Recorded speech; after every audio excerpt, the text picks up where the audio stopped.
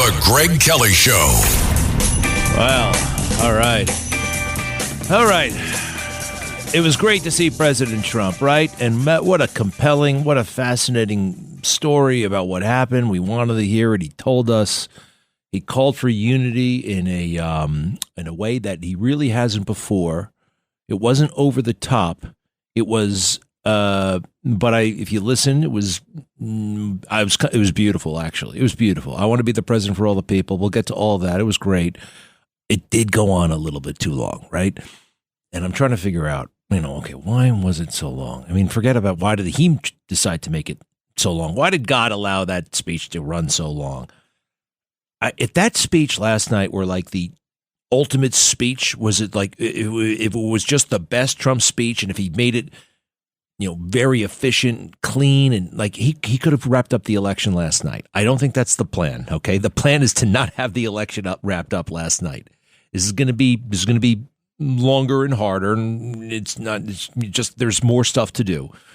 And look, it's not only the odyssey of Donald Trump that's going on here. It's the odyssey of everybody, right? I don't know. I mean, there's a lot of work to do. Maybe Donald Trump has some work to do, or God has some work to do, and who knows what.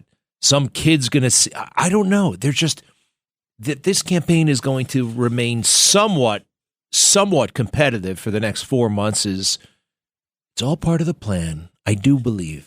And I know. I also know in my bones something I'm not actually prepared to say, because I really can't say it, but I know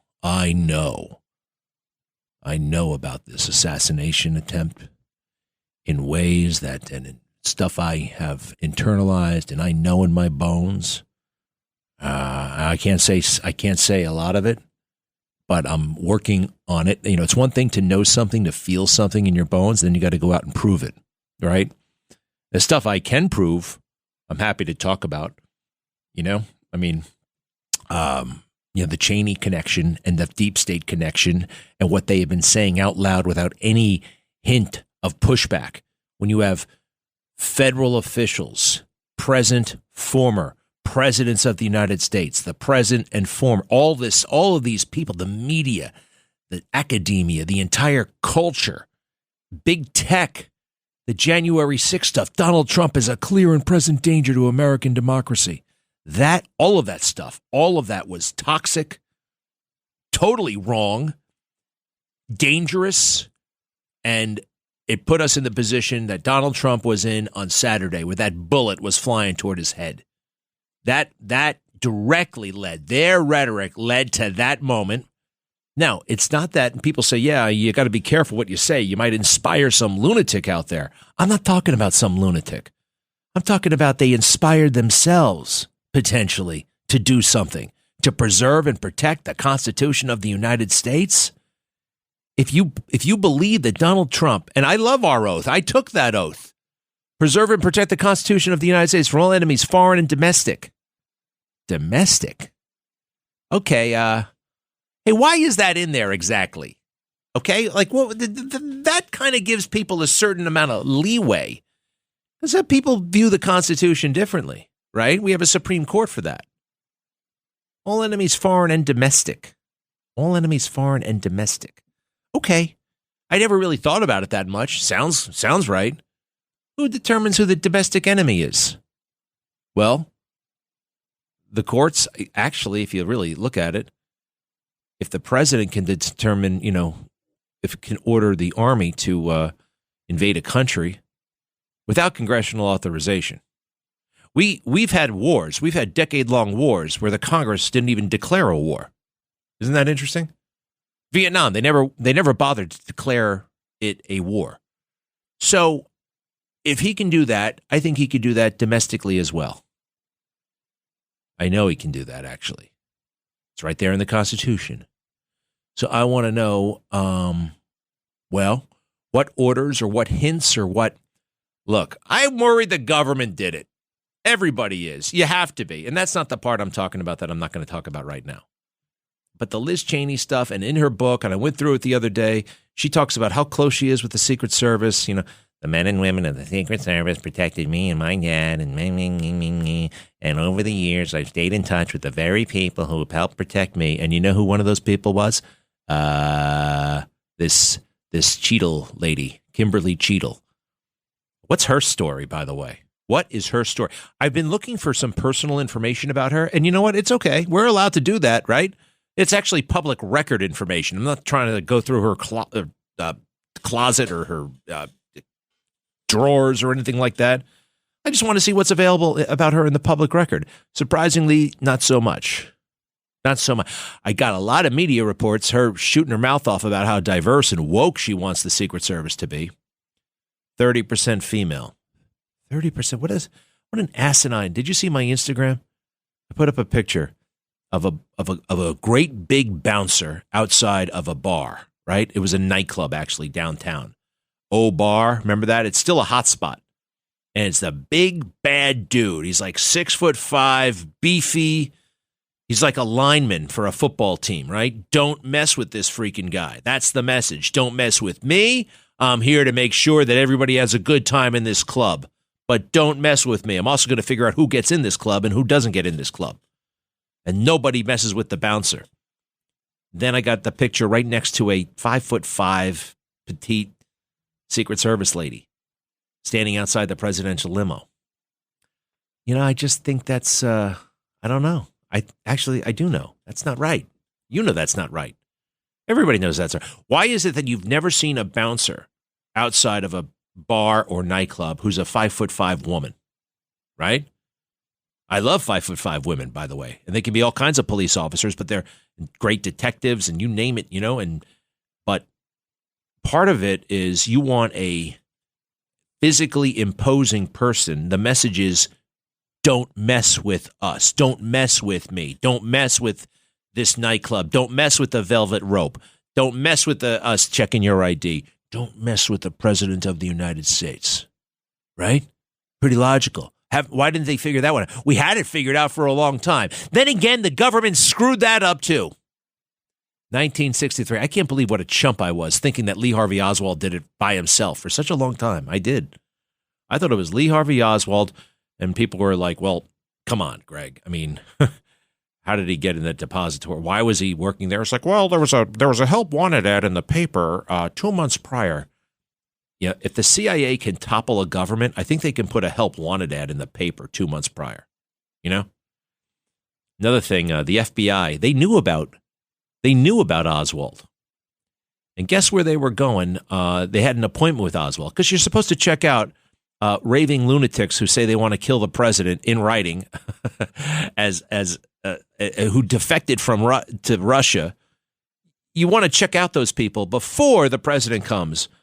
Well, guess what? The FBI had an appointment with Lee Harvey Oswald, a standing appointment. They made it like 3 weeks prior for Monday. I think it was Monday, November 25th.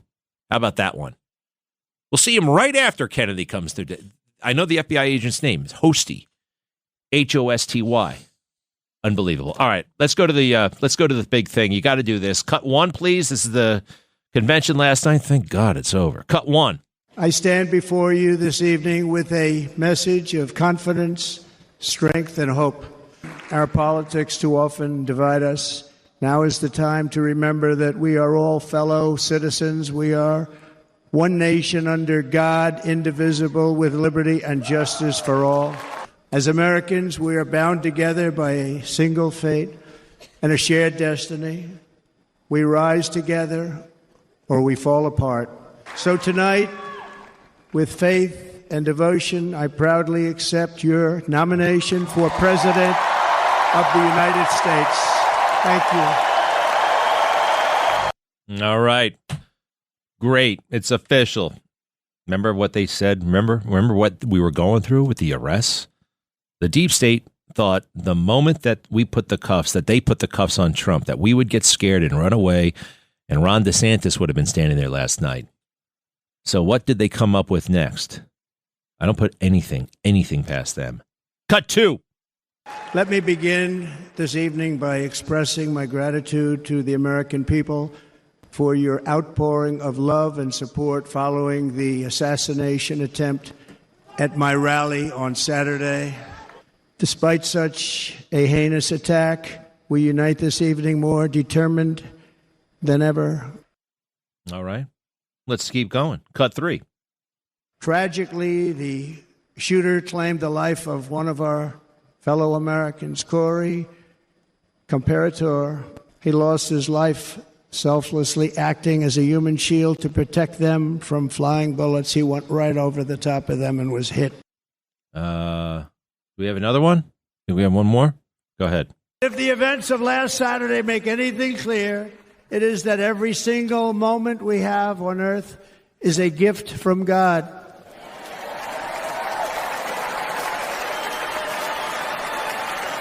We have to make the most of every day for the people and for the country that we love. The attacker in Pennsylvania wanted to stop our movement, but the truth is the movement has never been about me. It has always been about you. It's your movement. It's the biggest movement in the history of our country by far. And then, he talked about what actually happened. I'd like to get that, please. The actual shooting itself. And he feels the bullet and all that stuff whiz by. And then he says he felt serene at one moment. I think he used the word serene when he was being held by the Secret Service on the ground. He said he knew he was safe. And he felt a certain, I think he said serene or serenity. It's interesting. The other thing he said, the doctor told me, he said, "Doctor, why is there so much blood?" And he says, the ear has so much blood. It's one of the bloodiest, it's not an organ, I guess. What is it? It's an appendage, but it's full of blood. The whole body is full of blood, but this thing is actually just jam-packed with blood, and if you cut it, you bleed a lot. And he said, so we learned something. There was funny moments, great moments, a little bit too long. How about when he kissed the fire jacket? I got some people telling me, why did he do that? That was weird. No, that's him. And I think it was, look, sometimes words aren't adequate, right? Sometimes words just don't do it. To walk over there and give that jacket a hug and a kiss, the helmet, a kiss, I think it was really nice. I think it was really beautiful. I think it was really genuine. And think about that. A guy went to a Trump rally and got killed. Comforteur. And then he talked about, and he's always right about this, there were 2 men who were severely wounded. He talked about them. He said, why doesn't anybody talk about these guys? He's right. I don't know their names. I still don't. He mentioned their names. I don't know their names. He also mentioned, and he's mentioned this before, he always is right about this stuff. He talked about the people, the men and women and the families who were there with the Gold Star families the night before, right? When they were talking about, Biden did not acknowledge the death of their sons, but always talks about his son and daughters. 13 of them, right, at Abbey Gate. And then he says why doesn't anybody ever mention all the people who were grievously injured? There's something up about that, too. It's very hard to get in touch with him. We've tried. It's tough. Why is that? Uncle Sam, how much of our paycheck do we give to the government? A lot. It's almost like we're working for the government. We're not serfs. We're not servants. Kind of feels that way right now. God bless President Trump. It was an amazing convention. The people around him, Jason Miller, Lara Trump, Eric Trump, his family, too many people to mention. I was actually just talking about the people who actually organized that thing. What do we think of Hulk Hogan? What about the rest of these characters? I thought it was good. I could also see, Hulk Hogan, it was great, to a point. I once, ever since Hulk beat up Rocky, He scared the hell out of me in Rocky 3. At the end, though, that they were very good friends and they posed for that photograph. Remember? Be right back. Greg Kelly.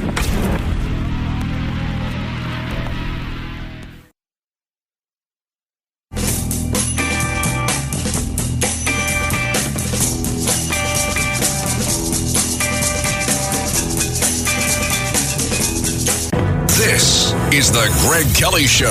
It's really incumbent on people that are around Joe Biden to step up at this point and help the president and help the man they love and do the right thing.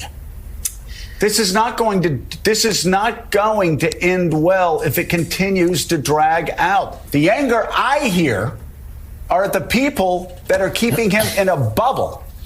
Or who have their own interests. Or who may have their own interests, some financial, in keeping him in the race. How about you, Joe? That is the real anger. And let me tell you, that's not just the anger from inside Congress. Stop. Isn't this guy very effeminate? There's something so effeminate about him. What's his name again? Joe Scarborough. Whatever. The media is finally saying that Joe Biden must leave the race. And he's been kept in a bubble. By who? Who kept him in a bubble? How about you guys? How about you? The whole damn system, but especially that dumb show that apparently is Joe Biden's favorite show. He watches it, and that's what he is, talking directly to the president. Mika 2 weeks ago said, everybody needs to back off and leave Joe Biden alone. He's the nominee. He's the greatest thing in the world. They all participated in a conspiracy, a damn conspiracy. It's a global conspiracy. Hey, NATO? All right, NATO, North Atlantic Treaty Organization. Good luck in Brussels. If World War III breaks out, we'll be there. Just cool it a little bit. Cool it. Half the Secret Service was in Washington, D.C. for the dumb NATO conference. So Joe Biden could, tend to his business interests. This country, Ukraine, he is so thoroughly corrupt. Why are we sticking our neck out for Ukraine like we are? I am sick of it. All of this money, we need to stop that. And that's one of the great things about Vance. And stop the war. I've never seen a war before where there's absolutely no interest in stopping the war, in bringing peace, just prolonging it. Just fight, die. Pennsylvania rally, shooting victims, funeral underway. I believe that President Trump is at that rally, at that funeral. What a moment. Man will go down in history. History. Always be a special connection between that family and President Trump and MAGA and America. All right, be right back.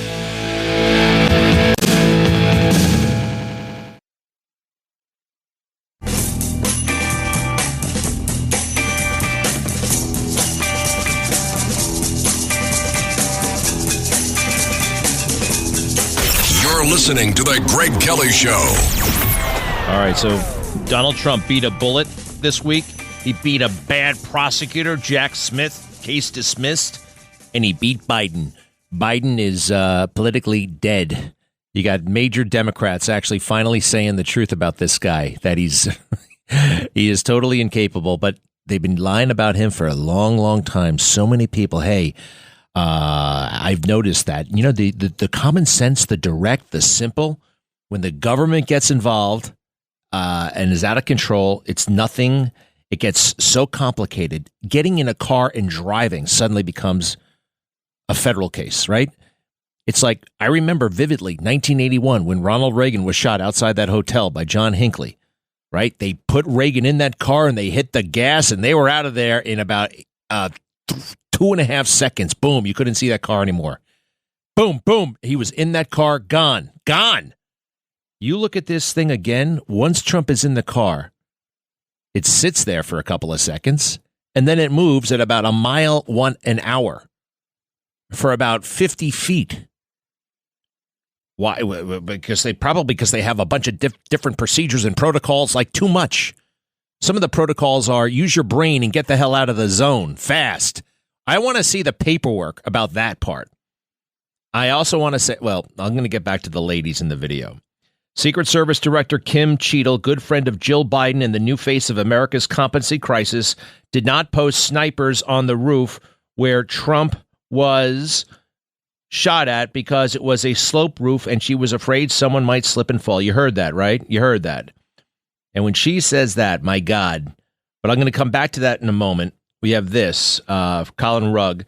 Senator Josh Hawley says whistleblowers have come forward, alleges the Biden DHS assigned unprepared and inexperienced personnel to Trump who weren't even Secret Service. Whistleblowers have direct knowledge of the event, have approached my office. According to the allegations, the July 13th rally was considered to be a loose security event, Hawley said in a letter to Mayorkas. For example, detection canines were not used to monitor entry and detect threats in the usual manner. Individuals without proper designations were able to gain access to backstage areas.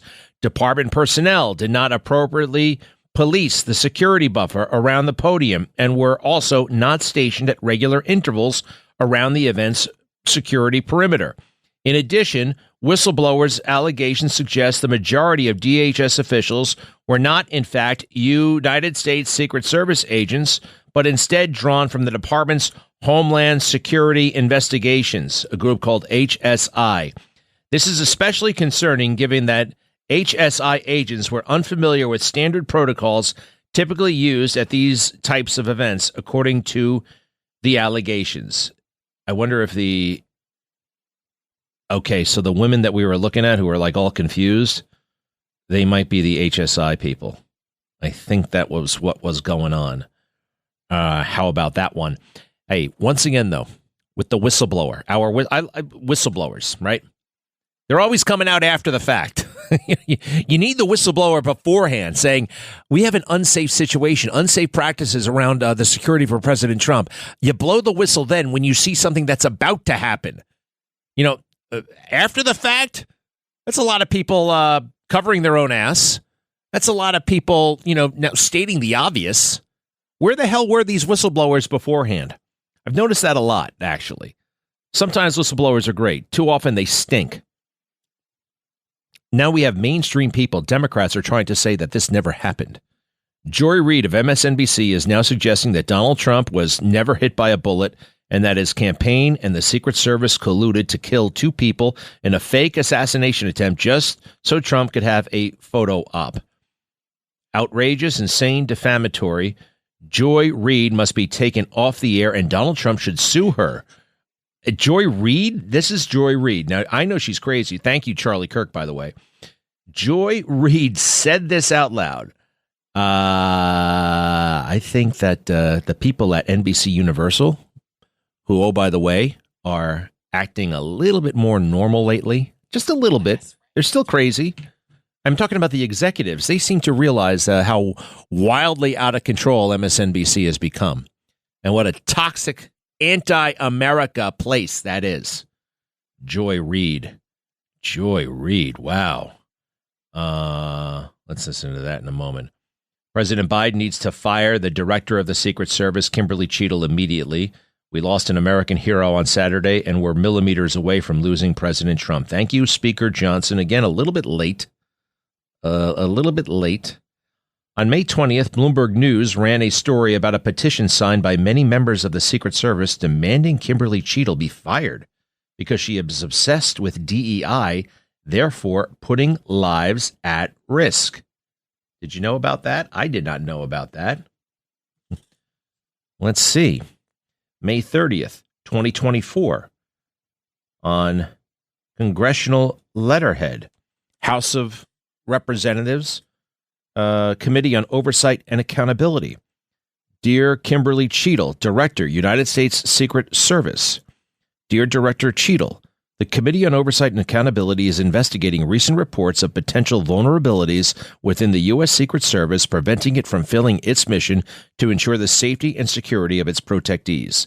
These protectees include the President and Vice President of the United States and their immediate families, foreign heads of state and their spouses while visiting the United States, former presidents and their spouses and minor children, and major presidential and vice presidential candidates and their spouses, key facilities including the White House and grounds and the Treasury building, and events designated as national special security events by the Secretary of Homeland Security. The committee requests a briefing from the U.S. Secret Service to address these reports and how the agency is responding in quickly remedying any vulnerabilities.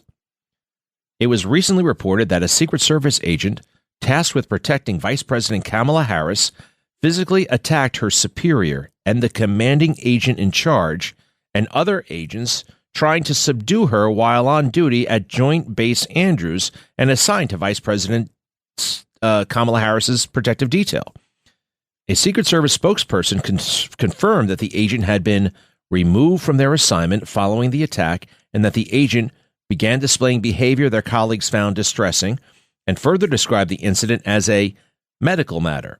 Other sources describe more harrowing details of the incident to the media, including that the agent chest bumped and shoved her superior, then tackled and punched him while still having her gun in her holster, which concerned her colleagues. This incident raised concerns within the agency about the hiring and screening process for this agent, specifically whether previous incidents in her work history were overlooked during the hiring process, as years of staff shortages had led the agency to lower once stricter standards as part of a diversity, equity, and inclusion pledge.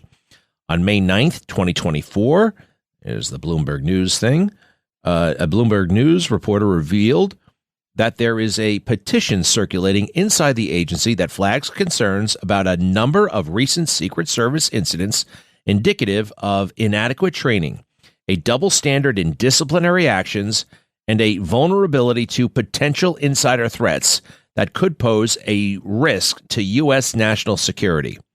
To assist the committee's oversight in this matter, we request that you designate appropriate officials, blah, blah, blah, logistics. Thank you for your prompt attention into this matter.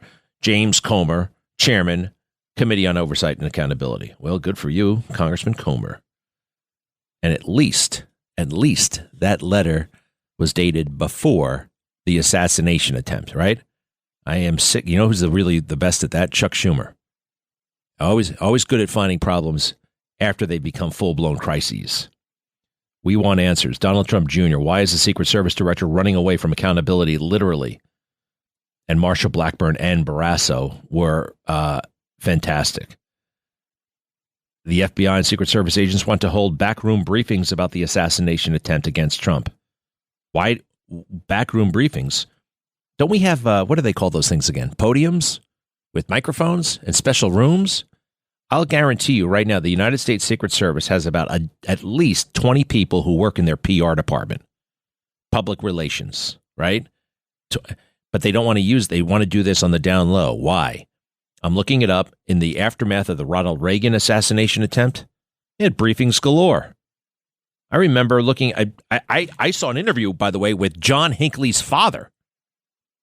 They were very wealthy people who knew George H.W. Bush, by the way. Pretty weird. Let me take a quick moment here. Mark, hello. Yeah, how you doing? How you doing, Greg?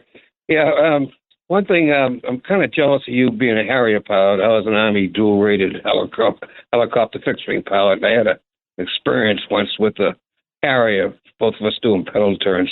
But that's not why I called. You were talking about the Kennedy assassination, and I remember exactly where I was at that time. But I also remember when Oswald was walking out, he said that he was a patsy. Do you recall that? I do. Well, I had an instinct when he said that I was a patsy, that he was absolutely sincere. You know, sometimes you can tell when somebody's authentic and when somebody's not authentic.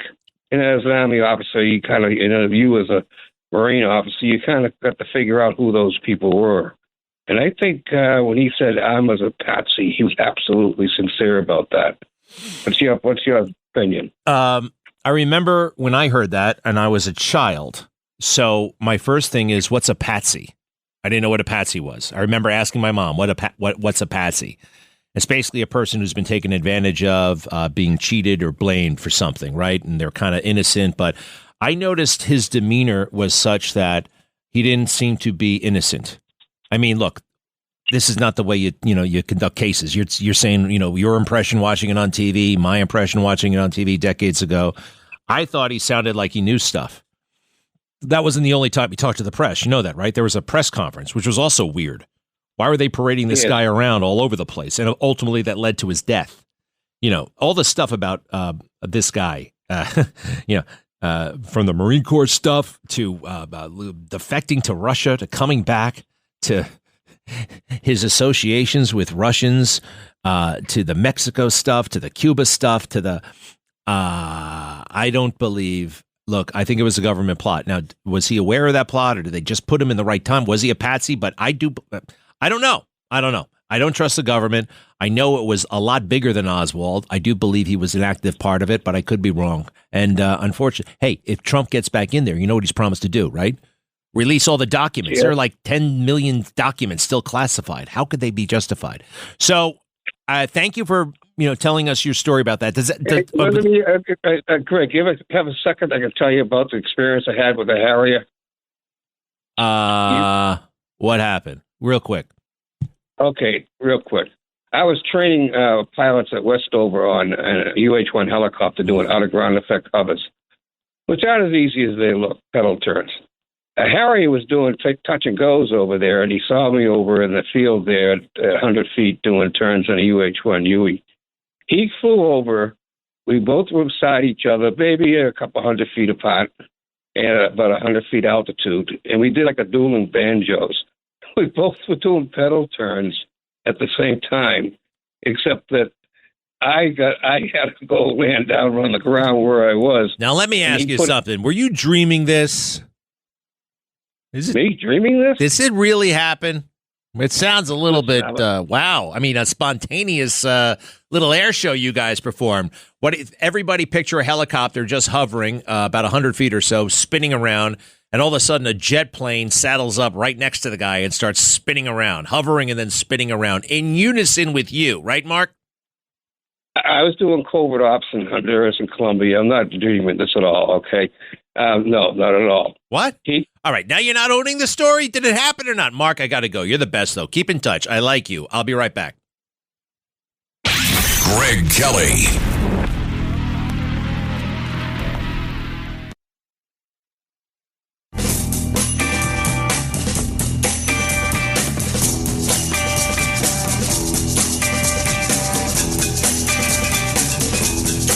You're listening to The Greg Kelly Show.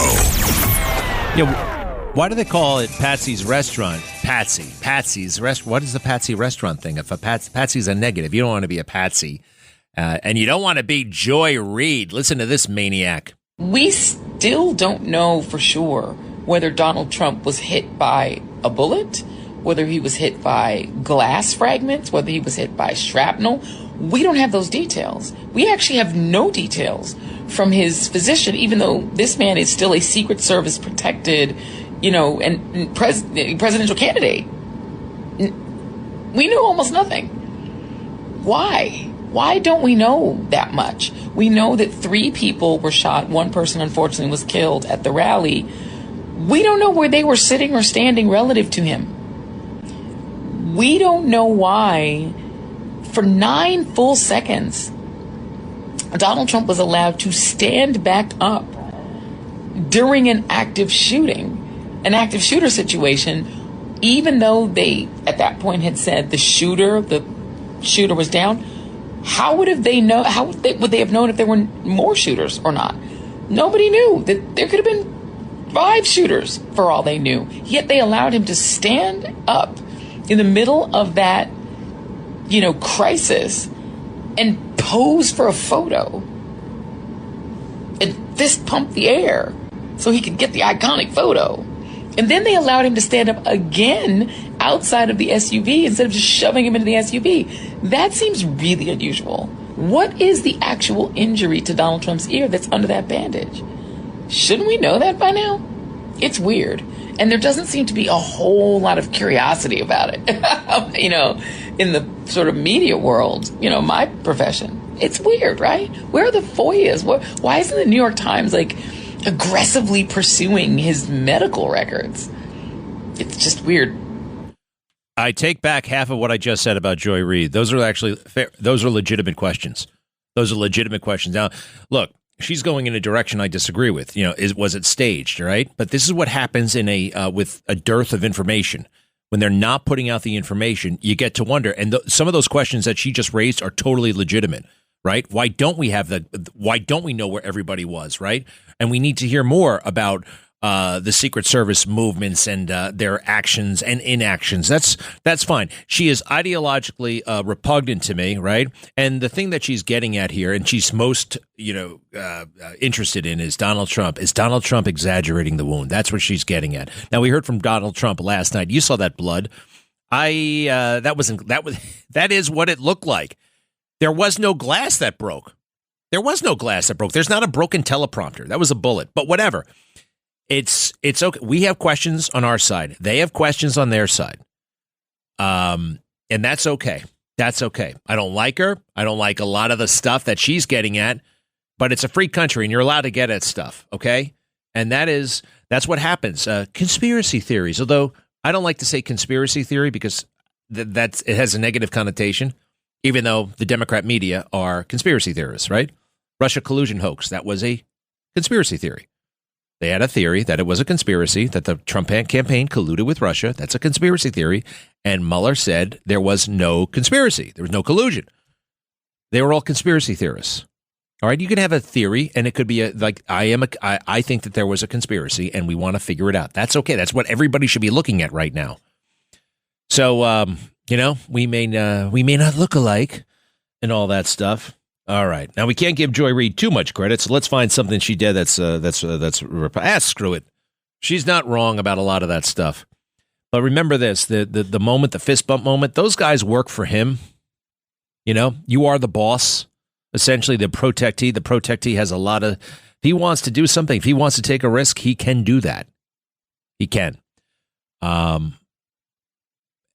And if he wants to be brave, oh my God, this guy's being brave. That's so unusual in our culture right now, isn't it? All right, let me go in a second here. Tony, hello.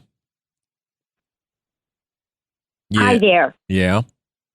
I would like to suggest that one of the reasons for the delay in Biden's resignation is that there are a lot of loose ends to tie up regarding possible involvement of both Joe Biden and Hunter Biden with the Ukraine.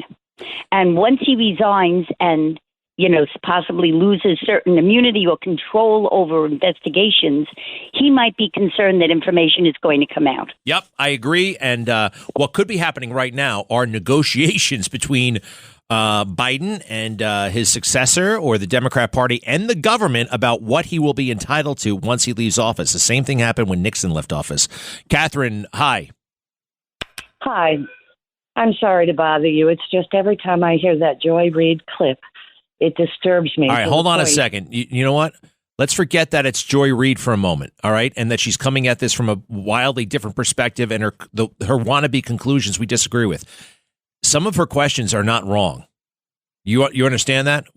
There is weird. I can't say that this thing is weird, and then Joy Reid says the same thing and be like, well, wait a second. She doesn't know what she's talking about. How dare she? Did you hear what she actually asked? About the hoax? Well, I want to go into the other things, all right? She thinks it's a hoax, okay? But that's the conclusion she wants to reach. But what about the intermediate questions? Why don't we know where everybody was sitting? Why don't we have more information? That's weird. And you know what, Catherine? It is. Don't you agree? You're absolutely correct. I want to know why she noticed there was a photo op and he wasn't covered. Well, everybody kind of noticed that, and we want to know. And, we got to be thoughtful. Always be thoughtful. And thank you, Catherine.